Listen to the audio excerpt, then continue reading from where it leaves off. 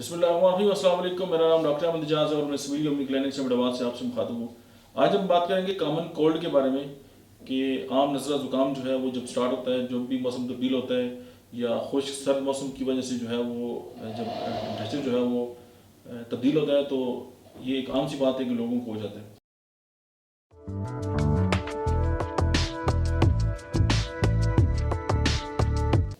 तो उसके साथ जो ये नज़ला ज़ुकाम जब होता है तो उसके लिए होम्योपैथी की मेडिसिन जो है बेलाडोना और हेपरसल्फ, ये दोनों अगर 30 ताकत में आप मिला लें और दिन में 3 से 4 बार 2 घूंट पानी में मिला कर इस्तेमाल करें, जो कॉमन कोल्ड है और ये जो नज़ला ज़ुकाम है, इससे जो है वो आपकी जान जो है वो छूट सकती है। अब ज़ुकाम तो बेसिकली जो है वो वायरल इन्फेक्शन है, लेकिन इस मेडिसिन के इस्तेमाल से ये होगा कि आपकी इम्यूनिटी बेहतर होगी, तो फिर जो वायरल इन्फेक्शन है उनसे भी आपकी जान जो है वो छूट सकती है और इसको आप जो है हिफ्ज़ मुतक़द्दम के तौर पर भी जो है इस्तेमाल कर सकते हैं। Thank you very much.